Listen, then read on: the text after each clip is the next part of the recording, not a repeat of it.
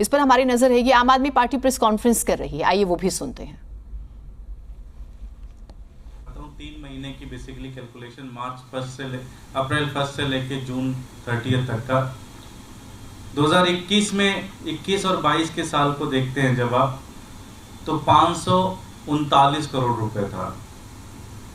एक साल बाद आप आते हैं तो 695 करोड़, तो मुश्किल से 100 करोड़ के आसपास बढ़ोतरी हुई। लेकिन जब आप आम आदमी पार्टी की सरकार आने के बाद, जब 1 अप्रैल को हमारा मेयर चुना गया, उसके बाद से लेकर आज तक अगर आप देखते हैं तो 695 करोड़ से सीधे 1113 करोड़ रुपए बढ़ोतरी हुई। लगभग 400 करोड़ रुपए, जहां भारतीय जनता पार्टी के शासनकाल में कभी 20 करोड़ बढ़ता था, कभी 25 करोड़ बढ़ता था, कभी 30 करोड़ बढ़ता था, मात्र 3 महीने के अंतराल में दिल्ली की जनता ने छप्पड़ फाड़ के हाउस टैक्स जमा कराया, क्योंकि उनको पता है कि दिल्ली के अंदर एक ईमानदार सरकार है। जो वो पैसा जमा करा रहे हैं वो पैसा सही हाथों में जाएगा, सही जगह जाएगा और सही तरीके से खर्च किया जाएगा, उसमें भ्रष्टाचार नहीं होगा। लगभग 400 करोड़ रुपए की बढ़ोतरी की गई है, जो कि आज तक के एमसीडी के इतिहास में कभी नहीं हुआ ऐसा। पूरी की पूरी दिल्ली को पता है कि उनका बेटा अरविंद केजरीवाल जबरदस्त तरीके से काम कर रहे हैं, बेहतरीन तरीके से काम कर रहे हैं। जैसे दिल्ली सरकार के अंदर, दिल्ली सरकार जब हमें मिली थी 2015 में, तो मात्र 25,000 करोड़ रुपए बजट था, आज लगभग 75,000 करोड़ रुपए का बजट हो गया। मात्र 3 महीने के ऊपर अरविंद केजरीवाल जी के ऊपर जो ईमानदारी का भरोसा है, वो भरोसा कायम किया दिल्ली की जनता ने, और छप्पड़ फाड़ के उन्होंने टैक्स जमा कराया, हाउस टैक्स जमा कराया, ये कलेक्शन कराया। मैं पूरी दिल्ली का बहुत बहुत धन्यवाद करता हूँ कि उन्होंने अपनी इस कट्टर ईमानदार आम आदमी पार्टी के ऊपर भरोसा रखा। और इससे दिखता है कि आम आदमी पार्टी की जो शुरुआती काम भी है एमसीडी के अंदर, वो भी शानदार तरीके से चल रहे हैं। उससे प्रभावित होकर दिल्ली की जनता ने इसमें पार्टिसिपेट किया है। मैं दिल्ली की जनता का बहुत बहुत धन्यवादी हूँ, बहुत बहुत ज़्यादा मैं उनका शुक्रगुजार हूँ, जिन्होंने हमारे अंदर ये भरोसा किया। हमारे इस पूरे एमसीडी में जब से आम आदमी पार्टी की सरकार आई है, उस सरकार में भरोसा किया, उसके लिए बहुत बहुत धन्यवाद करना, क्योंकि हम लोगों के लिए यही एक पूंजी है कि जब जनता हम पे भरोसा जताती है। मैं दिल्ली की मेयर शैली ओबराय जी को, डिप्टी मेयर आले मोहम्मद इकबाल जी को और हमारे नेता सदन मुकेश गोयल जी का भी बहुत बहुत धन्यवाद दूंगा, क्योंकि वो भी लगातार पूरी टीम के साथ कोऑर्डिनेट कर रहे थे, सारी चीज़ें कर रहे थे। और अंत में मैं दिल्ली के कमिश्नर ज्ञानेश भारती जी का भी बहुत बहुत धन्यवाद करूंगा, और हमारी जो हाउस टैक्स की पूरी डिपार्टमेंट है, प्रॉपर्टी टैक्स की डिपार्टमेंट है, जो हमारे सारे अधिकारी हैं, हमारे एएनसी साहब हैं, उन सब का मैं बहुत बहुत धन्यवाद करूंगा कि जो सब ने मिलकर दिल्ली की जनता के लिए इतना अच्छा प्रोसेस बनाया, इतना सिस्टम बनाया कि ज़्यादा से ज़्यादा जनता इसमें पार्टिसिपेट करे और कर सके।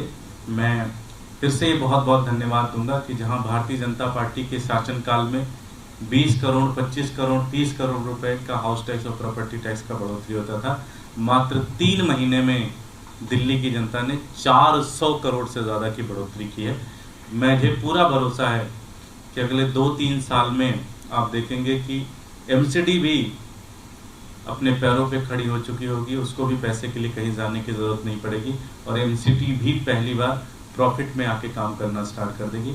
मैं सभी और पूरी की पूरी एमसीडी टीम को, सारे काउंसलर्स को, सारे उनकी जो टीम है, सबको बहुत बहुत बधाई दूंगा। बहुत बहुत धन्यवाद। बहुत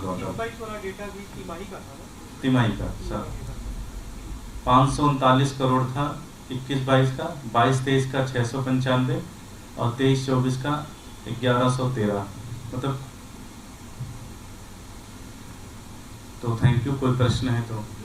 सवाल ये है कि जेपी ने आरोप लगाया कि दिल्ली का कूड़ा जो है वो गाजियाबाद में डाला जा रहा है, और जो वहाँ की मेयर है गाजियाबाद की सुनीता दयाल, उसने कहा है कि राज्यपाल से मिलेंगे। मुझे लगता है, मुझे उसकी खबर पता चली है, जहाँ तक मैंने पता किया तो पता चला कि जो आरएफटी होती है, जो एक तरीके से कपड़ा हो गया या प्लास्टिक होता है, ये कंसेशनर की जिम्मेदारी है, जो ठेकेदार की जिम्मेदारी है कि वो अपना एमयू साइन करे और किसको कहाँ पे दे।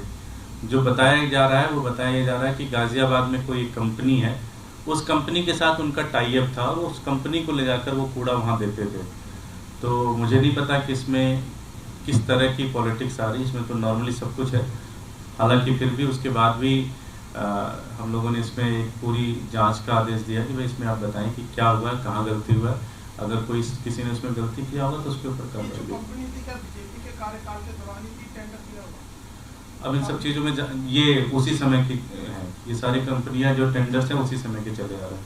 हमने अभी कोई नया टेंडर नहीं। महाराष्ट्र में जो हुआ है उसके ऊपर आम आदमी पार्टी का क्या रिएक्शन है और आपको क्या एप्रीहेंशन है कि आम आदमी पार्टी के साथ भी यही हो सकता है दिल्ली में, बिकॉज यू हैव अलेज्ड कि ऑपरेशन लोटस बहुत बार आप देखिए, भारतीय जनता पार्टी का एक बड़ा स्टैंडर्ड ऑपरेटिंग प्रोसेस है कि भाई पहले तो भगवान सब कुछ उल्टा सीधा करके आपस में लड़ा के सबको इसको करके कोशिश करो कि सरकार खुद की बन जाए। जब सरकार नहीं बनती इनकी तो ये पहली कोशिश करते हैं कि एमएलएस को खरीद लिया जाए। दिल्ली में आपको ध्यान होगा भी कुछ 6-7 महीने पहले हमारे कई विधायकों ने प्रेस कॉन्फ्रेंस किया। आपने देखा होगा कि कर्नाटका के अंदर ऑडियो तक आई किस तरह से बीजेपी के लोग एमएलएस को खरीदने की कोशिश कर रहे थे। तो इनकी दूसरी कोशिश होती है कि पैसे दे के खरीद लिया जाए। तीसरी कोशिश, अगर पैसे से भी नहीं बिकते तो तीसरी कोशिश होती है ईडी और सीबीआई की मदद से सरकार बनाई जाए। अगर आप महाराष्ट्र में देखें तो ये वही सारे लोग हैं जिनके ऊपर किसी के ऊपर ईडी का केस है, किसी के ऊपर सीबीआई का केस है, किसी के ऊपर किसी दूसरी एजेंसी का केस है।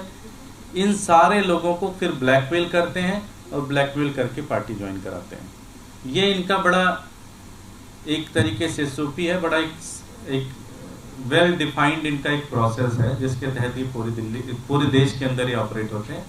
दिल्ली के अंदर इन्होंने सब कुछ ट्राई कर लिया। दिल्ली में इन्होंने हमारे एमएलएस को भी खरीदने की कोशिश कर ली। दिल्ली में हमारे 2 नेताओं को ईडी के माध्यम से, सीबीआई के माध्यम से जेल में भी रख के बैठे हुए हैं। लेकिन हमारा एक भी एमएलए आज तक भारतीय जनता पार्टी के पास नहीं गया, हमारी एक भी भारतीय जनता पार्टी के पास नहीं है। ऑपरेशन लोटस इनका दिल्ली में